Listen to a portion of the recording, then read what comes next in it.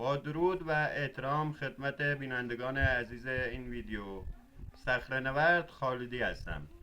من امروز تصمیم گرفتم از این دیواره‌ای که حدود 6 متر ارتفاع دارد بدون هیچ ابزار ایمنی صعود کنم.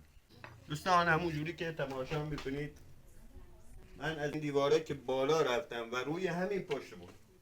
در ادامه همین ویدیو شما خواهید دید که وقتی شما در کوهستان هستی و یک تناب معمولی داری، همراه با یک دونه یا دو تا دونه کارابیل فقط داری و به یک صخره میرسی که بسیار سخت است و نمیتونی خودت را نجات بدی و از اون صخره راهی دیگه نداری و میخوای از اون صخره فرود بیای و به پایین صخره بیای تا خودت را نجات بدی. این راز بقای یک انسان است که میتونه انجام بده.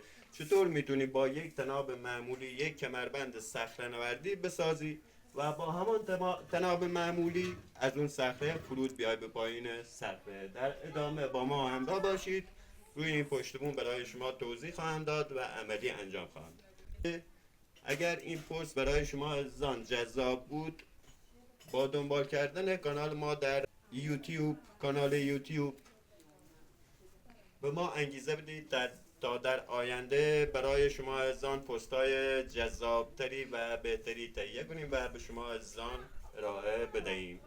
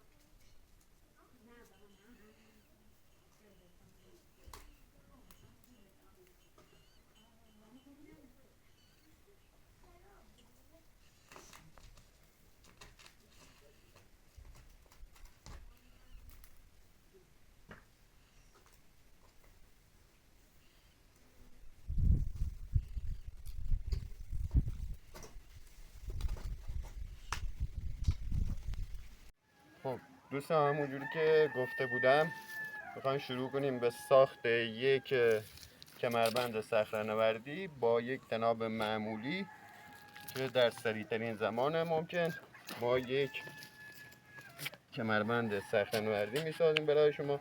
زمانی که شما یک تناب را دلام میکنید، حدود 3 متر باشه تنابتون که به دور کمرتون هم برسه. وقتی دلاش کردی همینجوری از بین رانها رد میکنی و دلاه یک بند از تناب سمت راست رو به داخل از زیر، دوستان اینا توجه داشته باشین، تنابی که داخل این دلاه میندازین از زیر باید داخل بشه.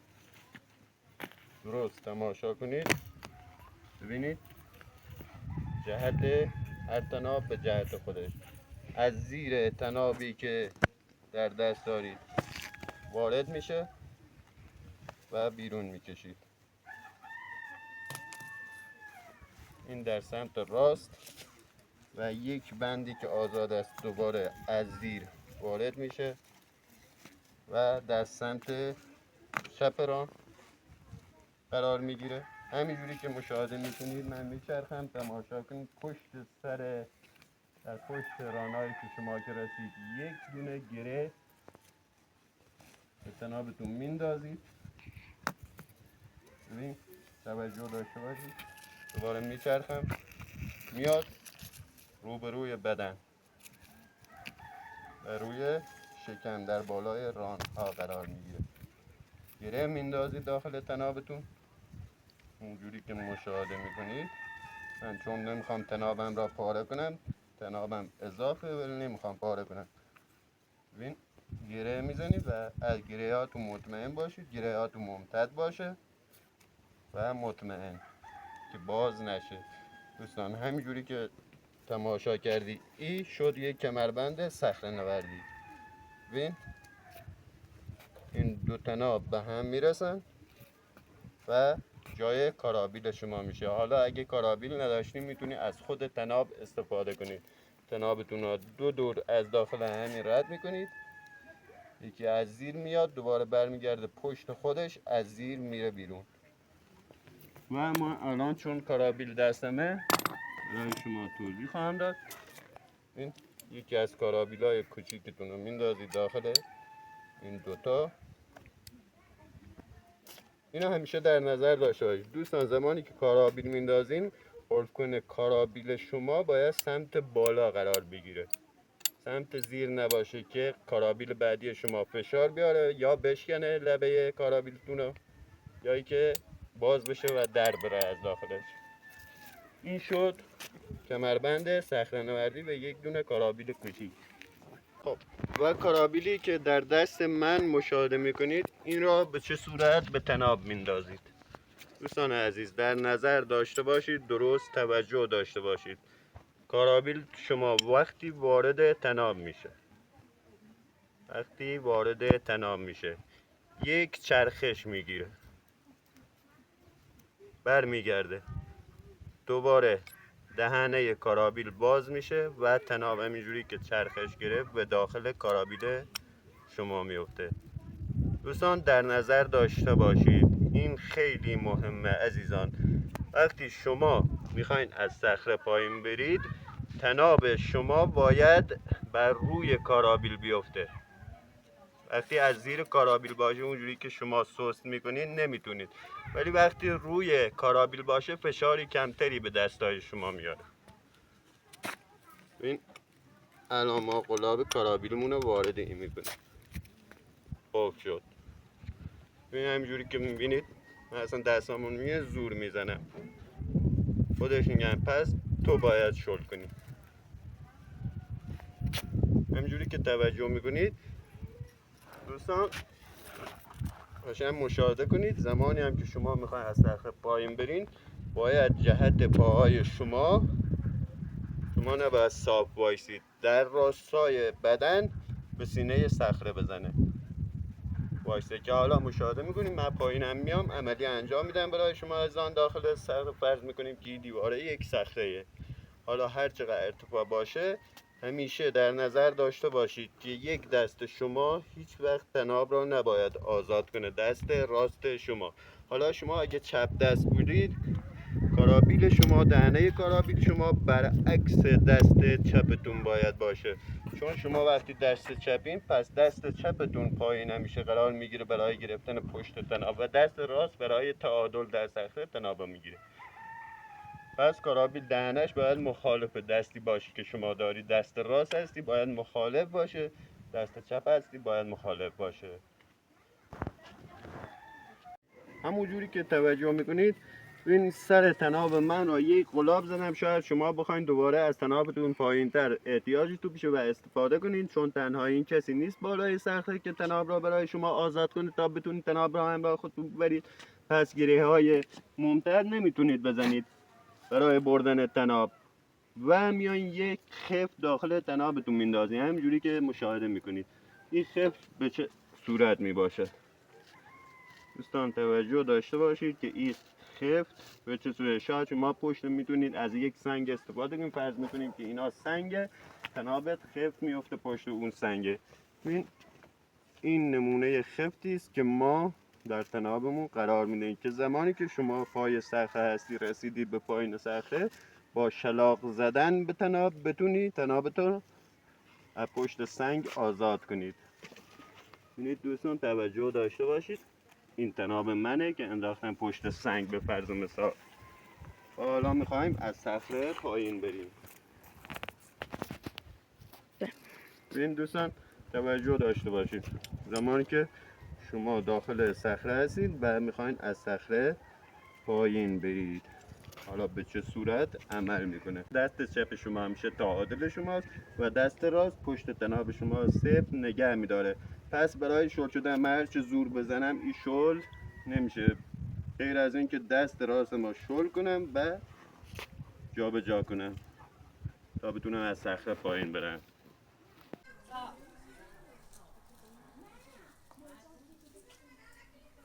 دوستان ما الان شروع میکنیم پایین اومدن.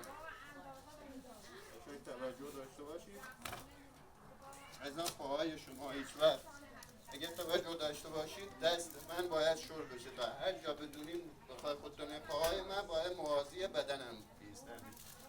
دوستان توجه داشته باشید به خوبی. این تا زمانی که من دست راست ما پایین نمیاد تناب من آزاد نمیکنه. حتی پرش هم میتونی بزنی دوست عزیز.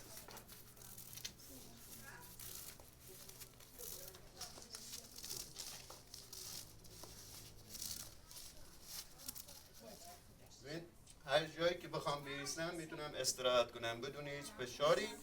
دست راستم فقط یکم صفر نگم دارم تناب خودش وای میسه. پس من پرشم میتونم بزنم دوست عزیز. ببین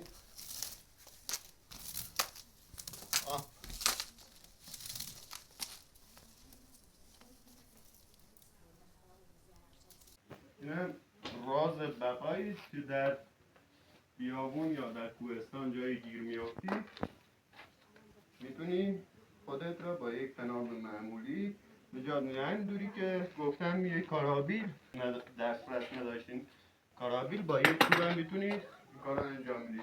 تنابتون رو به صورت چوب را به صورت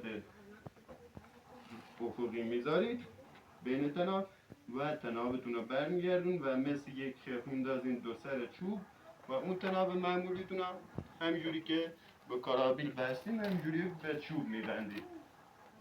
شاید دردسر کمی بیشتر داشته باشه ولی برای بقا انسان باید هر کاری رو بتونه انجام بده.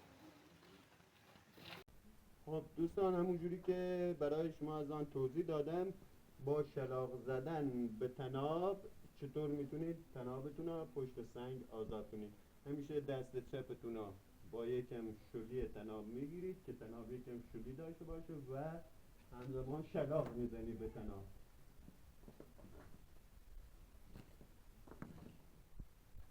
تا تنابتون آزاد بشه. تناب من الان آزاد شده عزیزم. توجه کردید که چطور تنابتون رو برای استفاده جای دیگه شاید گیر بیافتین تنابتون رو شلاق میزنید آزاد میکنید و همراه خودتون میبرید.